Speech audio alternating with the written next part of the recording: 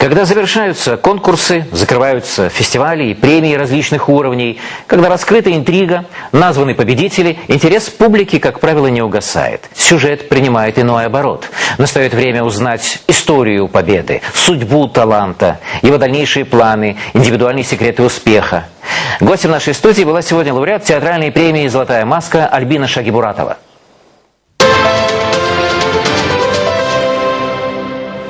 С вами Нара Ширалиева.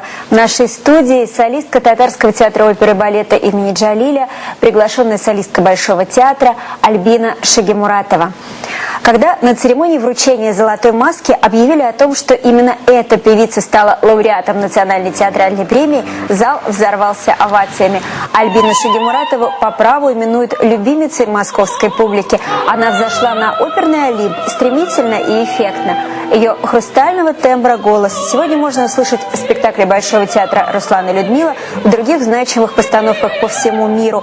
Но Альбина Шагимуратова остается верна своей родной труппе Татарского театра оперы и балета имени Джалиля. Именно там она спела заглавную партию в «Лючии де Ламермур», за которую получила «Золотую маску». Что означает эта победа именно за Лючию?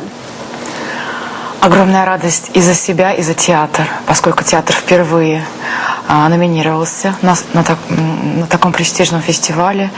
И когда я получила эту премию, первый звонок был от президента Республики Татарстан Рустема Минниханова. И, конечно, это огромная победа для республики. И вообще Лючия Доницетти и Джильда Риголетто Верди — это ваши коронные партии. Вас приглашают по всему миру петь эти роли, в которых вы совершенно невероятны. И при этом нужно как-то, наверное, расширять, была «Царица ночи», расширять вот этот багаж, этот репертуар. Что для вас сегодня вершина репертуарная, которую еще нужно покорить? Мне поступило предложение из Метрополитен-оперы спеть Констанцу из оперы «Похищение» из Сираля Моцарта. И эта роль гораздо сложнее, чем «Лючия де Ламермур». Но это еще и немецкий язык. И это немецкий язык. И это Моцарт, это совершенно другой стиль, это не стиль бельканто. И вот это вот для меня следующая задача. Хотя я очень стараюсь расширить свой репертуар не только западноевропейских композиторов, но и русских композиторов.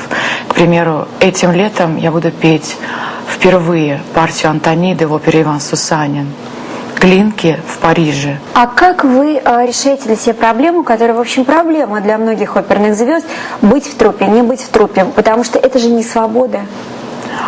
Понимаете, если бы я была в труппе какого-то другого театра, того же Большого театра, мне было бы тяжело быть свободной певицей. Но в моем случае, поскольку я являюсь штатной солисткой Татарского оперного театра имени Муса Джалиля, директор этого театра пошел мне навстречу и отпускает меня. Я столько езжу и выступаю на разных оперных сценах мира, и это мне позволяет развиваться как артистка, как музыкант в первую очередь. И я работаю с величайшими дирижерами: Рикардо Мути, Лорен Мазель, Зубин Мета. При этом вы работаете с оркестрами много. Вот был концерт с Национальным филармоническим оркестром Спивакова, были другие проекты. Это дает вам, опять-таки, вот эту репертуарную свободу, то есть это не участие в большой оперной постановке, а ваш выбор? Не только мой выбор, но и приглашение самого маэстро, поскольку, вы знаете, я не так часто бываю в России, и когда я получу любое приглашение от маэстро Спивакова, маэстро Юровского, я всегда с радостью принимаю и приезжаю. В Большом театре вы поете в «Руслане и Людмиле» в постановке, одной из самых спорных постановок сезона. Было много всяких дискуссий на эту тему. Да. Какова ваша позиция по поводу экстравагантной режиссуры? Как вы себя чувствуете в этом спектакле? И как вы вообще себя видите в Большом? Я постараюсь принять участие в новой постановке оперы «Травиата» Верди со знаменитым режиссером Франческо Замбелло. Постановку «Руслан и Людмила», вы знаете, я сначала с трудом ее принимала. Мы репетировали 2 месяца с Митей Черняковым. Я спорила с ним, я не все принимала. То есть все, что оказалось конечным результатом, это в основном моя инициатива. Я также действую на Западе, то есть я могу объяснять режиссеру, что я бы не хотелось бы.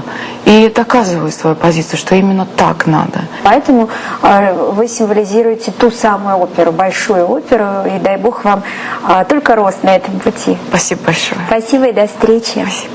Сегодня в нашей студии была солистка Татарского театра оперы и балета имени Джалиля, приглашенная солистка Большого театра Альбина Шагимуратова.